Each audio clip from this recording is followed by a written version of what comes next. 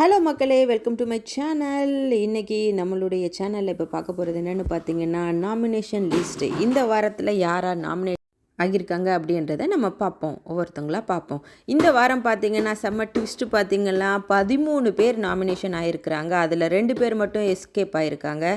யார் அந்த 2 பேர் அப்படின்னு சொல்லி பார்த்தா, நம்மளுடைய கம்ருதீன் அவர்களும் வினோத் அவர்களும் தான் எஸ்கேப் ஆகியிருக்காங்க அப்படின்னு தான் தகவல் வந்திருக்கு. இருந்தாலும் இன்றைக்கி ஷோவை பார்த்தா தான் கன்ஃபார்மாக லிஸ்ட் என்னன்னு தெரியும்.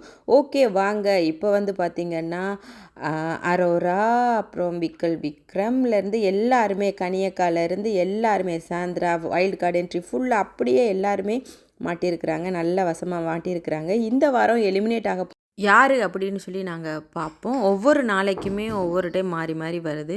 உங்களுடைய கருத்து என்ன அப்படின்றத மறக்காமல் கமெண்ட்ஸில் சொல்லுங்கள், யார் எலிமினேட் ஆக போகிறாங்கன்னு. அதே மாதிரி நம்மளுடைய நடிப்பு அரக்கன் வந்து எலிமினேட் ஆகியிருக்காரு. ஆனால் அதை சில வந்து அன்ஃபேர் எவிக்ஷன் அப்படின்னு சொல்கிறாங்க.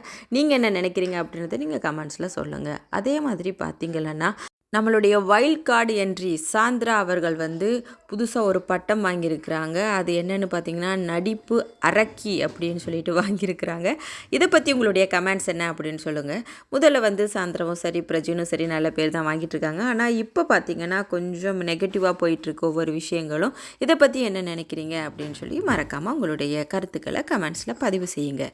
அடுத்தது பார்த்திங்கன்னா, இந்த முறை எப்படி இருந்தாலும் டேஞ்சர் ஜோனில் பார்த்திங்கன்னா ரம்யா, அரோரா, கனி இவங்கெல்லாம் தான் இருப்பாங்க அப்படின்னு எனக்கு தோணுது.